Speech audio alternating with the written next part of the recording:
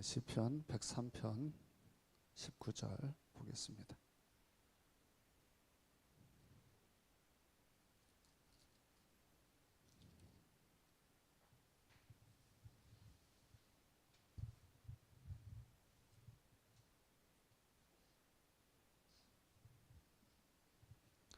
시편 103편 19절 같이 읽겠습니다. 시작. 여호와께서 그의 보좌를 하늘에 세우시고 그의 왕권으로 만유를 다스리시는도다. 아멘.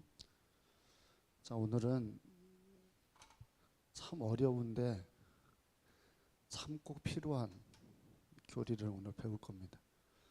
굉장히 어렵고 목사님도 이 부분을 완벽하게 사실은 설명하기는 어렵지만 반드시 이걸 알면 보는 눈이 조금 달라질 수 있는 교리인 섭리를 배우겠습니다.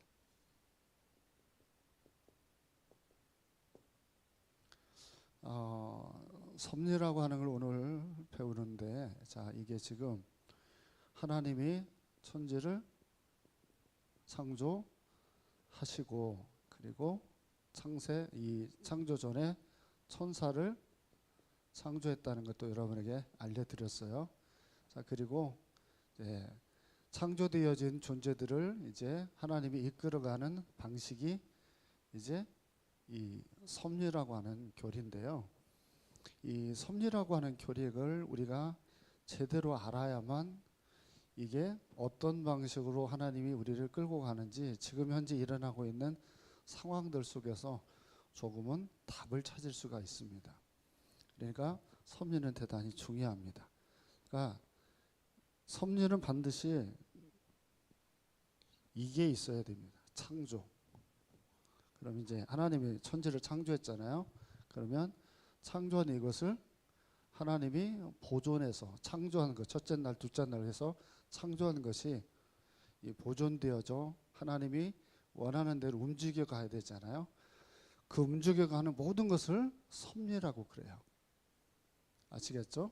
그러니까 창조되어진 것이 계속해서 보존되어져 갈 수 있도록 구체적인 행위들이 나타나는 게 섭리라는 거예요. 이걸 작은 부분으로 축소를 시켜보면 여러분도 하나님이 뭐 했어요? 창조했죠. 그러면 여러분을 창조한 그분이 여러분에게도 뭘 하냐면 섭리라는 걸 해요. 그 섭리라는 걸 내가 구체적으로 알고 내가 깨달으면 그분이 여러분에게 어떻게 하는 것을 보게 되면 굉장히 많은 것들이 보는 관점들이 많이 달라질 수 있습니다. 그런데 이 섭리라는 말이 등장을 할 때 사람들은요 그 부분에 대한 반기들을 가지고 있어요. 예를 들면 지금 태국하고 캄보디아가 전쟁을 하고 있습니다. 신한수라는 선교사님이 이번 그 전쟁으로 인해 가지고 자기가 오랫동안 선교 활동을 했던 데가 폭격을 그 옆에 당해 가지고 지금 피신을 하는 상태에 있어요. 선교사님이 피신을 했어요. 섭리예요, 아니에요?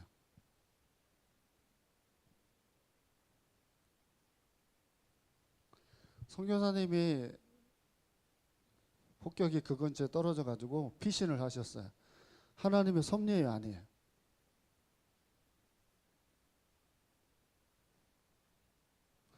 우리가 이제 제가 이 질문을 던지는 이유는 섭리라는 말을 할 때 항상 좋은 일 관점으로 우리가 섭리라고 하는 것을 우리가 생각을 합니다. 예를 들어 보면 항상 여러분들은 좋은 일만, 잘 되는 일만 섭리라고 하는 것으로 생각을 하는데 섭리를 할 때는 나쁜 일도 있어요. 성경에 나와 있는 그런 얘기들이 모두 다 하나님의 그 섭리들의 얘기들이에요. 가장 대표적인 얘기로 욥을 하나님이 사단을 통해서 시험을 할 때 욥은 자기가 가지고 모든 것을 다 잃었어요. 자기 몸뚱아리도 굉장히 심한 상태에 이제 직면할 정도로. 섭리라고 하는 걸 제가 설명을 할 때 일단 시작을 나에게 늘 좋은 일만 생기는 걸 섭리라고 하지 말고 그렇지 않은 일도 나에게 생길 수 있는데 섭리가 제가 뭐라고 그랬어요? 뜻이. 한 40번 오늘 이제 끝날 때까지 해야 이게 창조되어진 이 선교사라고 써놔가지고 잊어버리셨어요?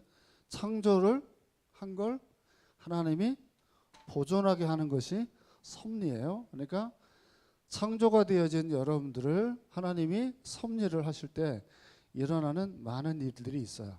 자, 이게 사람들이 이게 하나님이 사랑의 하나님이시고 전능하신 하나님이라면 이럴 수 없다라고 섭리 믿을 수 없다 이렇게 고백했던 게 뭔지 아세요? 코로나입니다. 여러분, 코로나가 생겨서 세상이 어떻게 됐어요? 정말 말 그대로 코로나라고 하는 것이 저는 제가 살면서 이런 일이 생길 수 있을까 싶을 만큼 세계적으로 엄청나게 충격을 우리들이 받았죠. 모든 게 다 멈췄으니까. 거기서 굉장히 많은 사람들이 거기서 생각하는 것들이 많이 달라지기도 하고 했어요. 자, 그런데 그 코로나에 생기는 과정에서 교회들에게 던진 질문이 뭔지 아세요? 그 코로나 때 한국 교회 무슨 일이 생겼어요? 응? 한국에 안 계셨던 분들은 얘기하지 마시고 한국에 있었던 분들 한번 설명해 보세요. 그때 한국 교회 전체 지구촌 교회가 문제가 생긴 게 아니라 여기 한국 교회만 생겼어요. 무슨 문제가 생겼어요? 예배를 못 드리겠어요. 예배를 못 드리게 된 출발점은 누구 때문이었어요? 신천지 때문이었죠. 신천지역에서 먼저 발병이 나서 그래서 집회가 어떻게 해서 막 이거 에어컨 바람을 타고 막 해서 그렇게 해서 사람들이 거기서 나오는 사람들을 조사했더니 다 이제 막 코로나에 걸린 사람들이 너무 많고 그러면서 이제 그 불통이 어디로 터지냐면 예배를 드리는 교회로 불통이 터지기 시작을 하고 거기에 대해서 교회들이 반발을 하니까 이제 거기서 또 더 심한 문제로 이제 퍼져서 큰 교회에 20명만 예배를 드리라고 하는 지경까지 갔었잖아요. 다 잊어버렸죠. 예배 인원 이제 송출할 수 있는 인원들만 참석을 하고 나머지들은 모이지 말라고 얘기를 하게 됐네. 그때 사람들이 얘기했던 게 뭔지 아세요? 교회에는 사람들이 모이지 말라고 하면서 다른 데서 그럼 다 모여서 식당에서 밥을 먹고 뭐 하는 것은 왜 반대를 안 하냐 막 이런 복잡한 일들이 막 그때 있었어요. 이때 사람들이 믿는 사람들이 뭐에 빠졌냐면 이분이 섭리하시는데 진짜 그게 맞아? 라는 질문이 터지기 시작했어요. 왜냐하면 이때 교회들도 문을 닫는 데가 많았거든요. 굉장히 교회가 어려워졌습니다. 그 다음에 이 섭리라고 하는 걸 말할 때 섭리는 일반 섭리하고 특별 섭리라는 게 있어요. 일반적으로 그냥 하나님이 이끌어가는 섭리하고 특별하게 하나님이 이제 섭리하는 것들이 있어요. 근데 여러분, 특별하게 하나님이 섭리하는 것에 대해서 인정을 못하는 사람들이 있어요. 그 사람들이 누구냐면 과학자들입니다. 이 사람들이 바라보는 관점에서의 기적들이라는 것은 오직 다 어떤 것들이죠? 이 과학자들이 말하는 기적. 과학자들이 말하는 기적이라고 하는 것은 말 그대로 과학적으로 증명이 돼야 그걸 믿을 수 있는 것들이 이제 기적에 해당이 돼요. 자, 그러니까 일반적으로 한국 이제 우리 성경에서 말하는 그런 이론들이 과학자들이 인정할 수 없는 기적들이 많습니다. 사람이 물 위를 걸어갈 수 있나요? 물 위를 걸어갈 수 없잖아요. 물 위를 걸어가겠다고 여러분 작정을 하고 이 앞에 금강 거기 가가지고 뭐 세희하고 신유하고 둘이 가서 한번 거기를 한번 걸어가 봐요. 그럼 어떻게 되죠? 네, 119 소방관들이 와가지고 건질 거예요, 두 사람. 왜 그러냐면 일반적인 과학으로는 불가능한 일인데 성경에서는 그 일이 이루어졌죠. 여리고성이 사람이 돈다고 무너지나요? 사람이 돈다고 그게 그렇게 견고한 성이 무너질 수가 없잖아요. 그러니까 이런 일들은 과학자들이 받아들일 수 없으니까, 그래서 이 사람들은 뭘 인정을 안 해요? 이 섭리라고 하는 걸 인정을 하지 않습니다. 부정하는 거죠. 그러니까 오늘날에 이 섭리라고 하는 부분에 대해서 굉장히 많은 과학자들은 그 부분을 인정하지 않는다는 사실이에요. 근데 우리 믿는 사람들은 이 섭리를 믿습니다. 근데 문제는 이 섭리가 굉장히 어렵습니다. 어려우니까 이걸 우리가 대할 때 어떤 자세로 대해야 되냐면, 굉장히 겸손한 마음으로, 또 하나님의 그 놀라운 것을 이해를 못하지만 경외한 마음으로 이 섭리에 대해서 우리가 접근을 해야 됩니다. 자, 오늘 읽었던 말씀 우리 보겠습니다. 103편 19절 우리 읽어보겠습니다. 시작.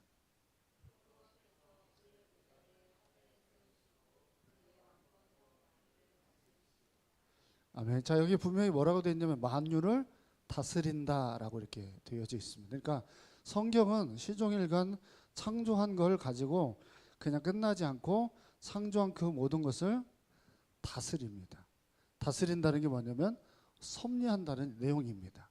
그러니까 그럼 지금도 여러분 성경에서 말하는 뭐 예언이나 성경에서 말하는 뭐 기도, 기적 이런 것들이 분명히 여러분들 지금도 일어난다고 믿으십니까? 어때요? 이런 일들이 지금도 일어나요? 일어나지 않아요? 뭐 예를 하나 들어버릴게요. 이제 성경에 이 기도하라는 말이 굉장히 많이 나옵니다. 이게 기도가 응답이 있나요? 응답 있어요, 없어요? 기도의 응답이 있어요, 없어요? 기도 응답이 있죠. 자, 기도의 응답을 우리가 할 때 하나님 앞에 우리는 정욕적으로 구하지 않는 모든 것은 응답이 됩니다. 그러니까 우리가 하나님 앞에 기도해야 될 이유가 어디 있냐면 그분이 뭐 하시니까?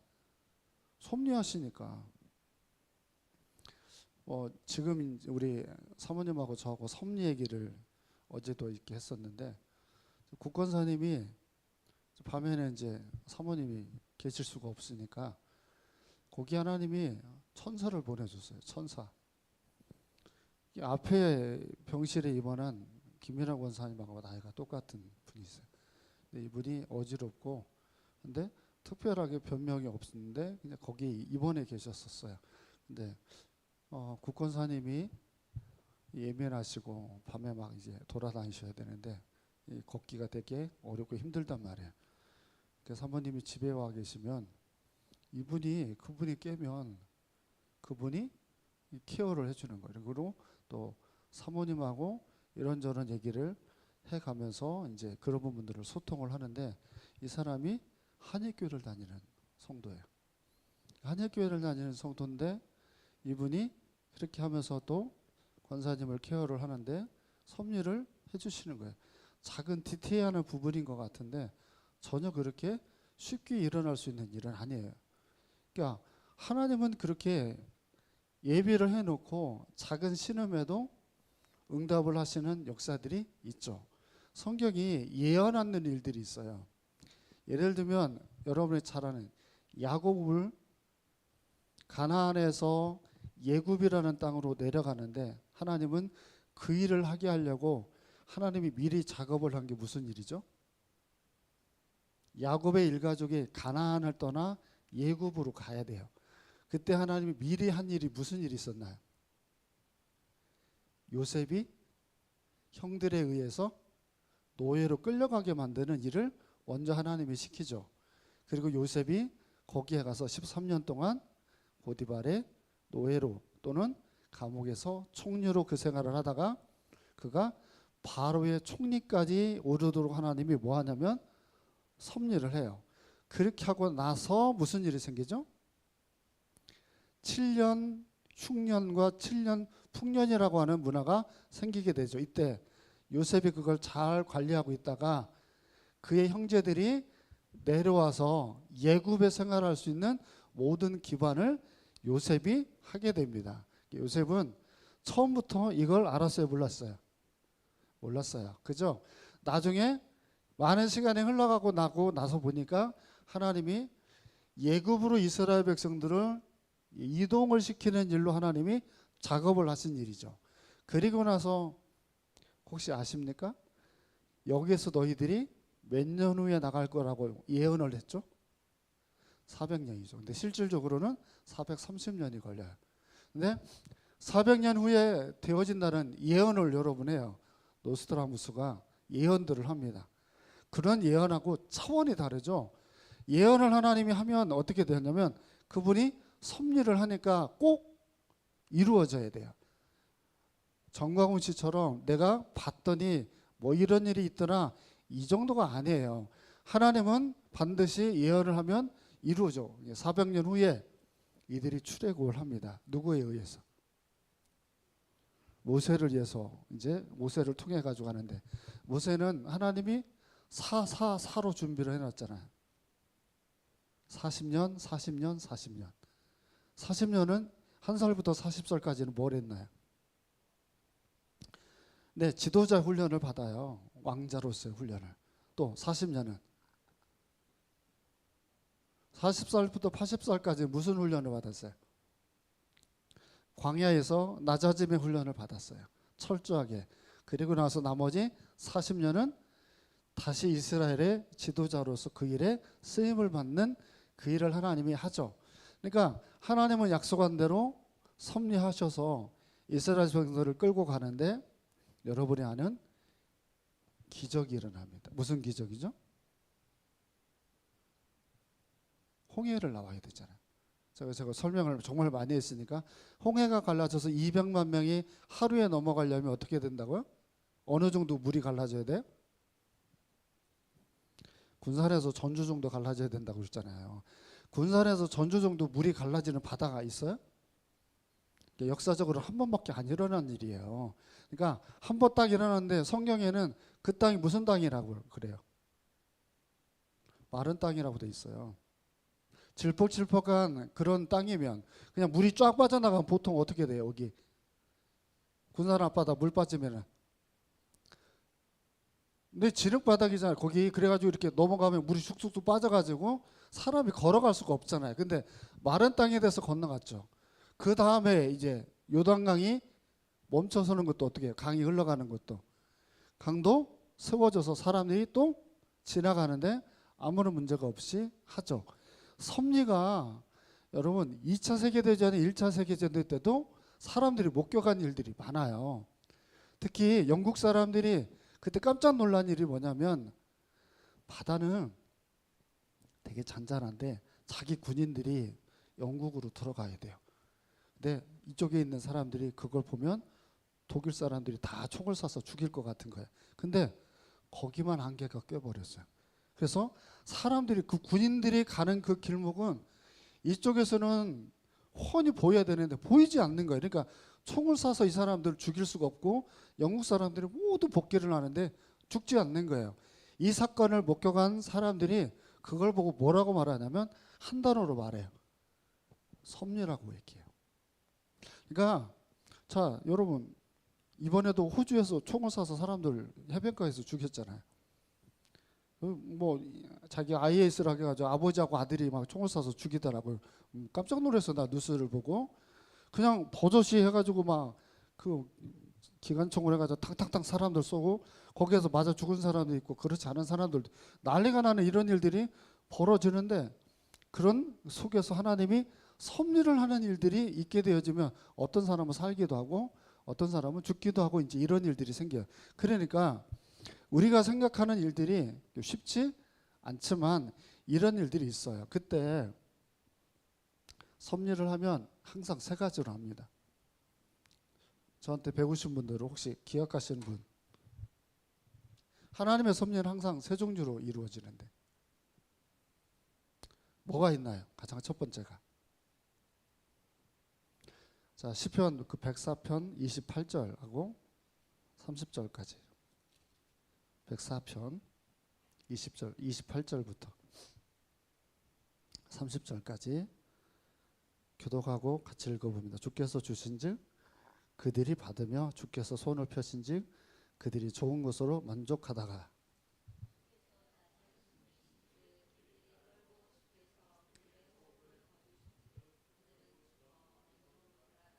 다 같이 주의 영을 보내어 그들을 창조하사 지면을 새롭게 하시나이다. 아멘. 자, 첫 번째입니다. 이걸 뭐라고 얘기하냐면 보존이라고 얘기합니다. 섭리의 첫 번째 기능입니다.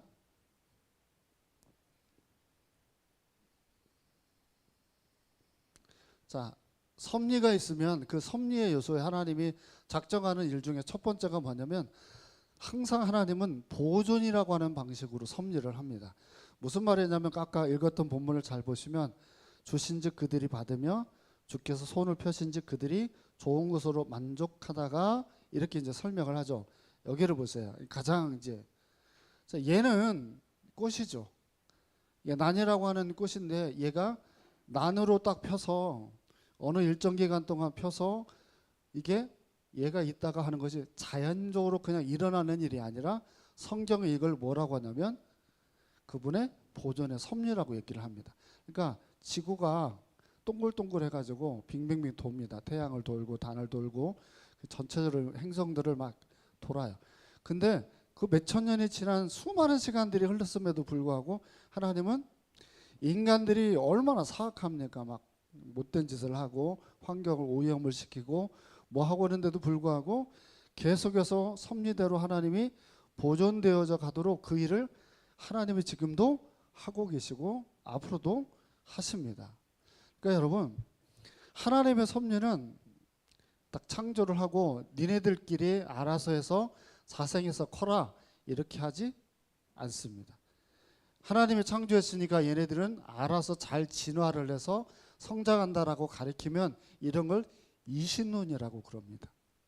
이게 기독교와 다릅니다. 기독교는 창조를 했지만 창조된 걸 내버려 두지 않고 얘가 잘 돌아가고 보존되어지도록 또한 뭐 하냐면 섭리 보존을 합니다.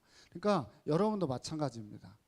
여러분도 일정 기간 내가 살아가야 될 기간들이 있습니다. 지금 이제 우리 아픈 분이 생기셨으니까 우리가 막 이제 고민이 되겠지만 여러분 생각해 보세요.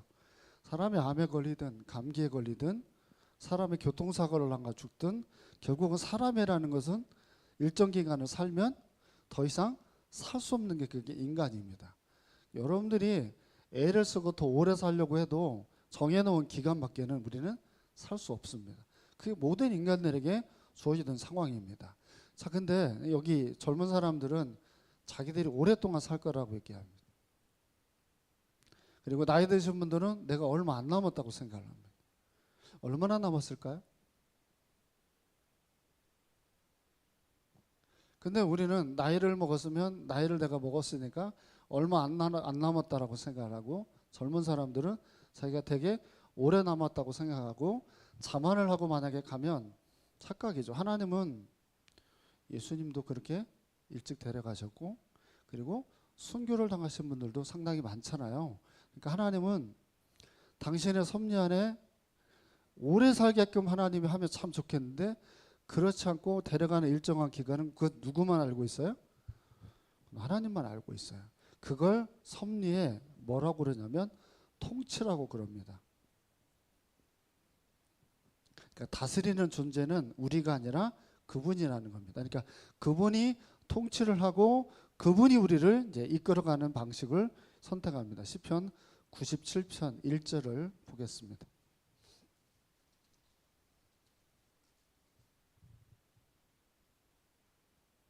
자, 읽어볼까요? 시작.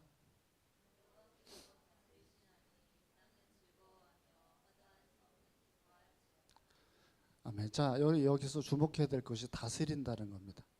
다스린다는 거. 자, 다스린다는 것이 무슨 얘기냐면 제가 자 이제 잠깐 제가 하나님이라고 설명을 해볼게요. 제가 얘를 이걸로 만들고 싶어요. 이걸로 만들고 싶으면 처음부터 이 꽃이 만들어지는 게 아니잖아요.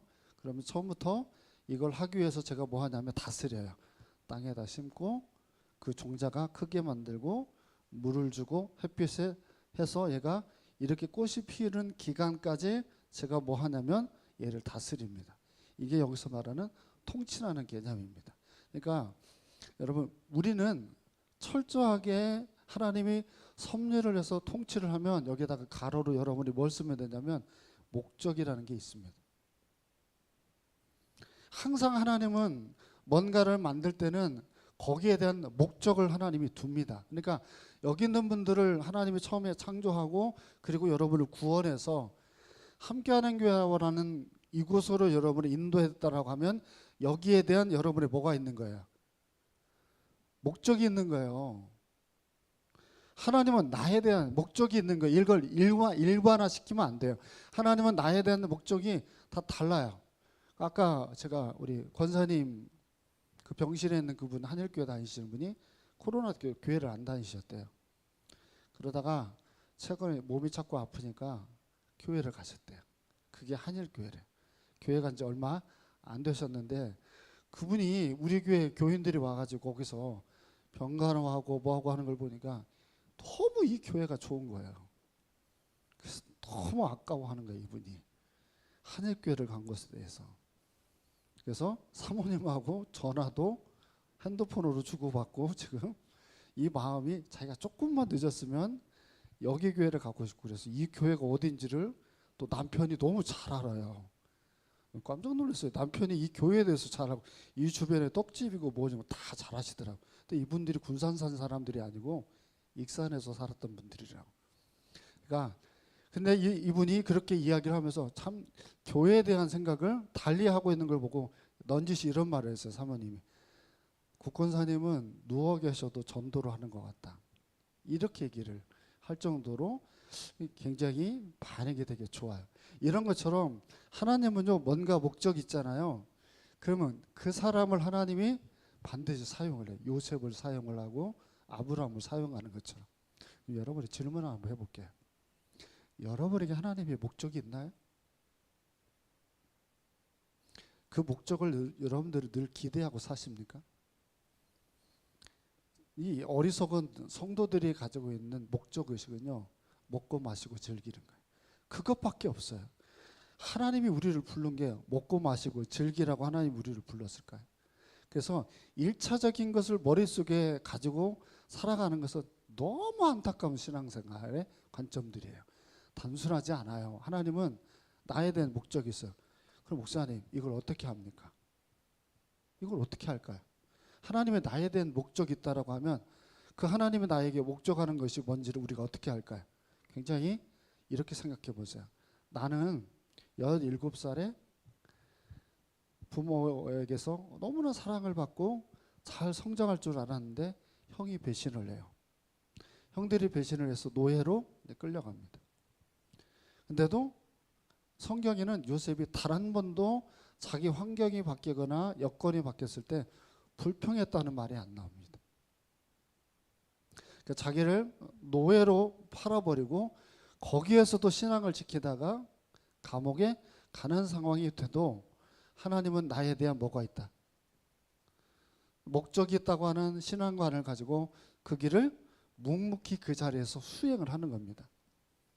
그러면 그분이 원하는 훈련이 되어지고 그분이 원하는 대로 과정이 만들어지면 결국은 하나님이 원하는 목적을 이루게 되어 있습니다. 그래서 항상 나는 가만히 있으면 꽃이 되는 게 아닙니다. 절대로 하나님은 나는 가만히 있고 꽃이 되어지는 과정으로 우리를 끌고 가지 않습니다. 항상 하나님은 내가 목적한 바를 보기를 원합니다. 그래서 히브리서 11장에 보면 믿음의 눈을 가지고 있는 사람이 뭘 이루었다는 얘기가 굉장히 빨갛게 나옵니다. 그 내용들이 다 뭘까요? 믿음으로 노아는, 믿음으로 아브라함은, 믿음으로, 이 얘기가 무슨 얘기일까요? 이 믿음이란 얘기가 믿음으로 노아는, 믿음으로 뭐하고, 이 얘기는 믿음은 여러분 어디에서 나와요?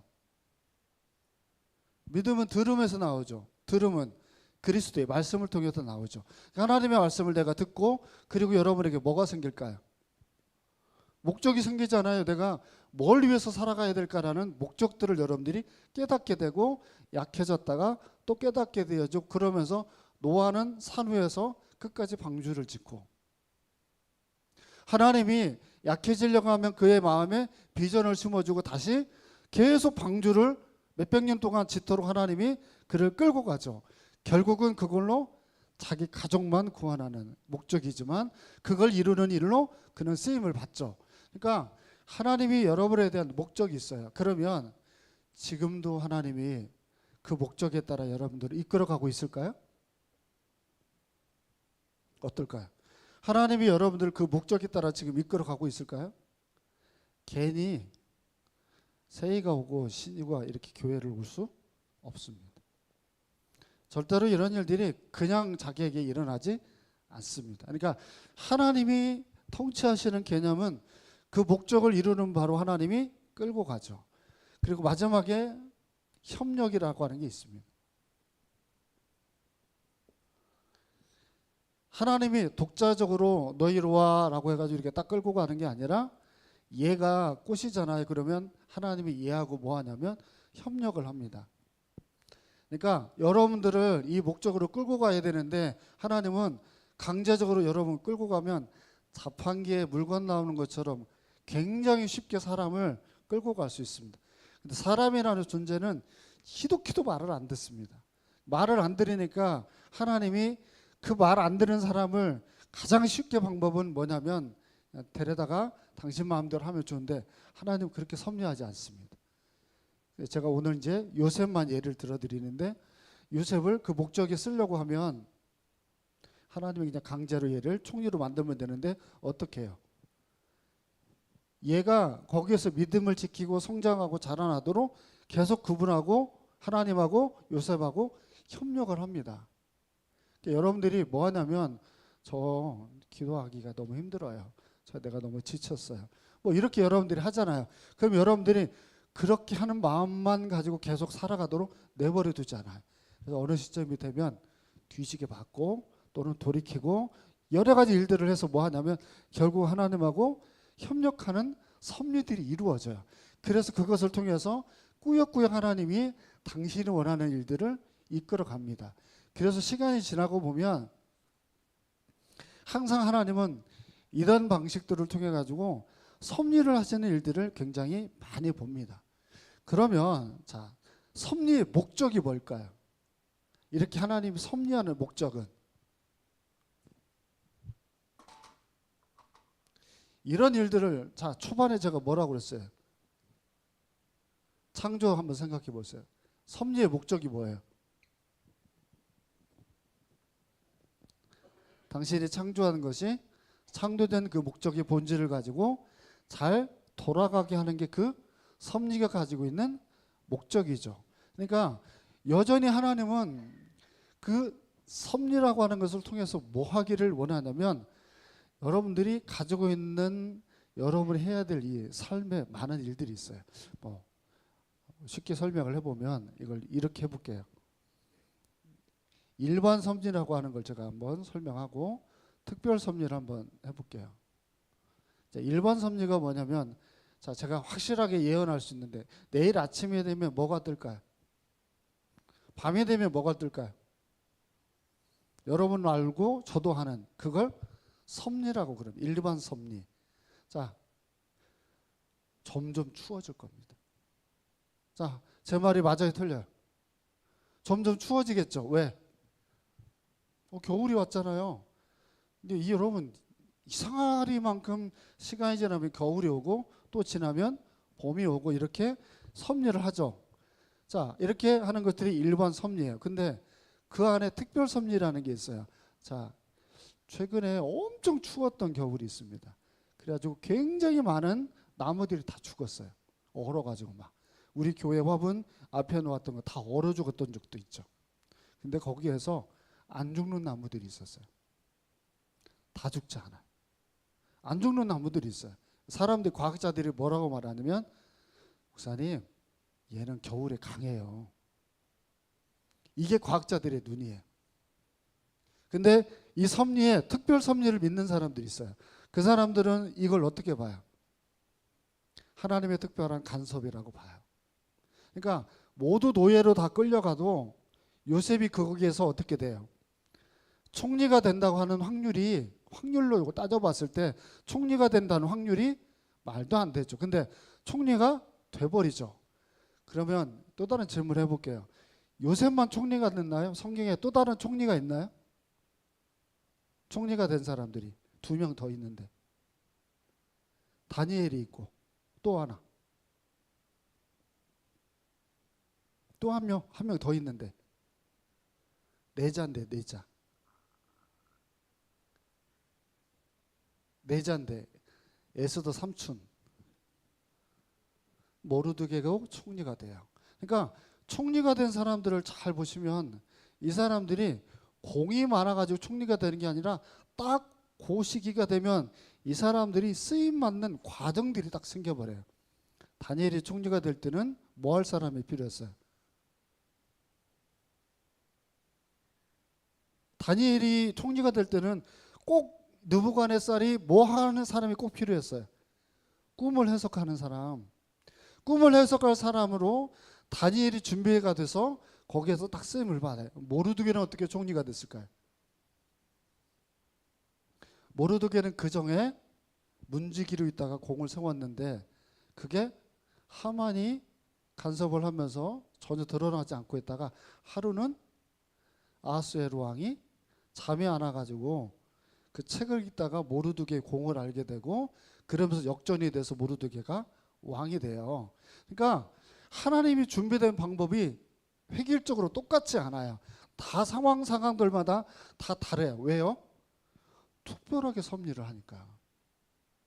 일반으로 섭리하는 일도 있지만 특별하게 섭리하는 하나님의 일들이 지금도 많이 있어요. 그래서 당신의 택한 사람들, 그 사람들이 과거에 경험을 해야 될 수만 가지 많은 일들이 있어요. 근데 하나님은 특별하게 내 백성에 대한 돌봄을 뭐 했냐면 약속하고 계시잖아요. 그 약속한 바를 하나님은 이루십니다. 아까 우리가 봤던 부분이지만 시편 103편 19절을 다시 한번 보세요.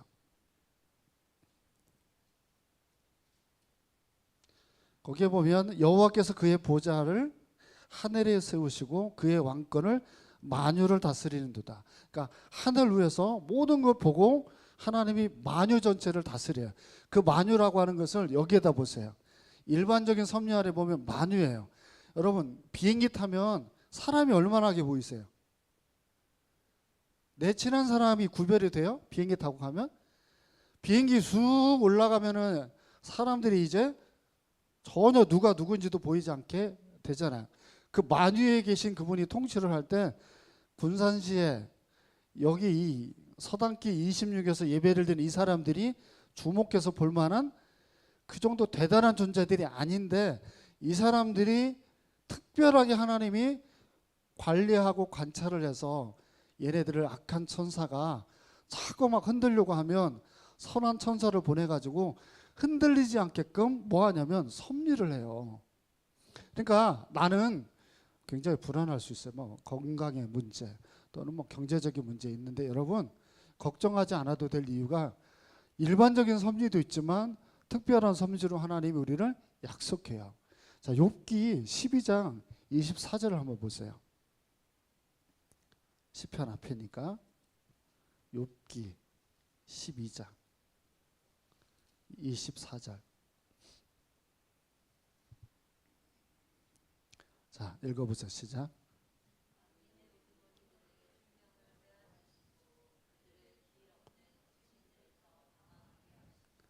아멘. 한 예를 제가 들었는데 이게 뭔 얘기냐면 하나님이 섭리를 할 때 일반적으로 시진핑이나 또는 뭐 우리나라 이재명 대통령이나 이런 사람들의 우두머리를 뽑는 것도 그분의 섭리 안에 있대요. 그러니까 그 사람들이 세워져서 만들어질 나라들이 어떻게 되든 간에 그 모든 것 안에는 하나님의 섭리로 그 모든 일이 이루어진대요. 그러니까 제배를 뽑아서 여전도의 회장이 되는 것도 그게 뭐예요? 예, 섭리입니다. 그러니까 하나님이 그냥 쉽게 이루어지는 일들이 아니죠. 여러분 그러면 사람이 태어나고 죽는 건 어떨까요? 사무엘상 16장 1절을 우리 보겠습니다. 사무엘상 16장 1절. 자, 세이가 찾았으니까 앞에 보고 읽어보겠습니다. 시작.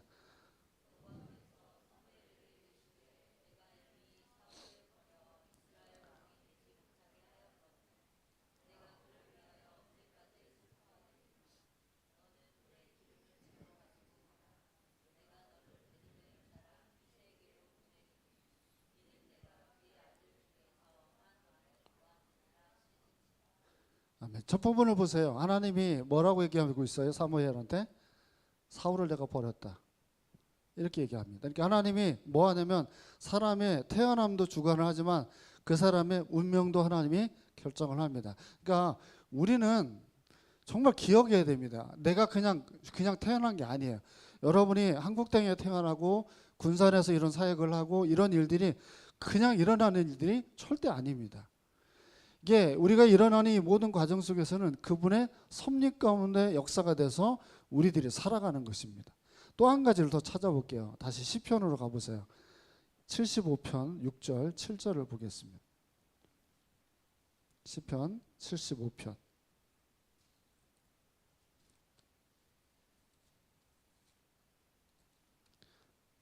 6절 7절 시작.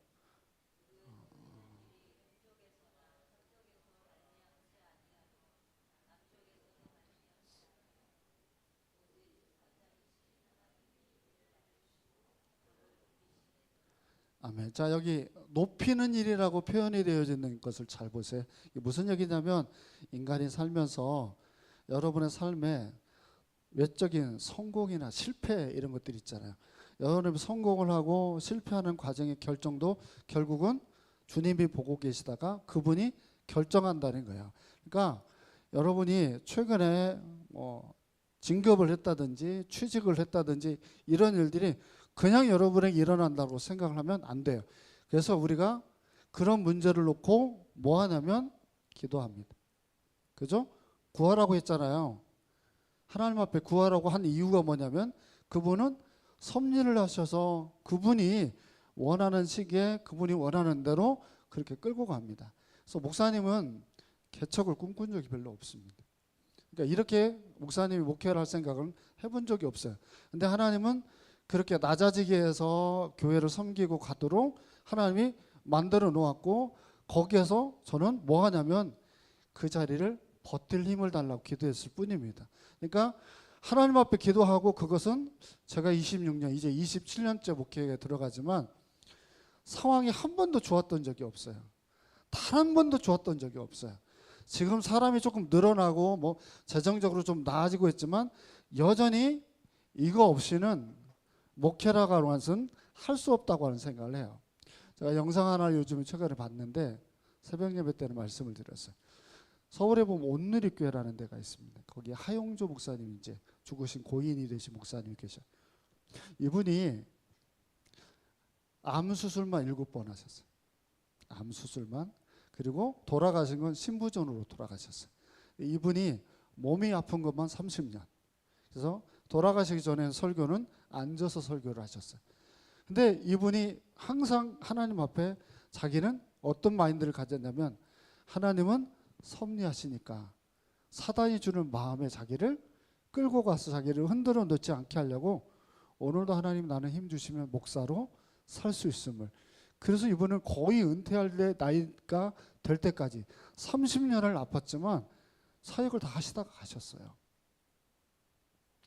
무슨 얘기냐면 우리는 구할 뿐이에요. 결정은 누가 해요?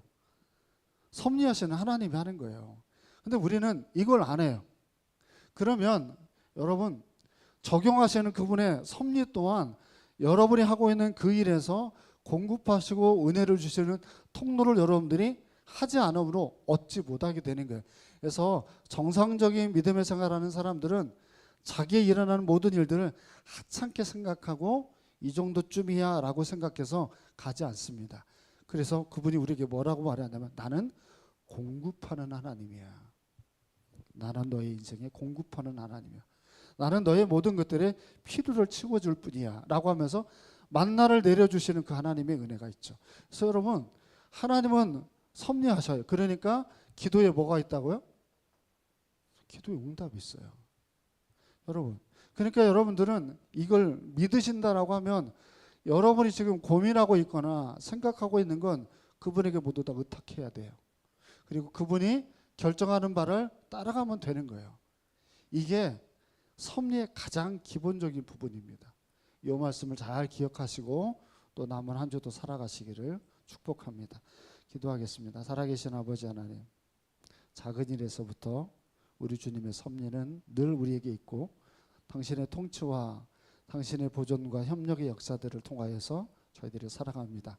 감히 하나님을 갈급하여 찾지 못하는 시대이지만 이 자리에 참석한 이들은 모두 하나님을 간절하게 의지하며 모든 일들 속에서 주님과 소통하는 자들 되게 하여 주옵소서.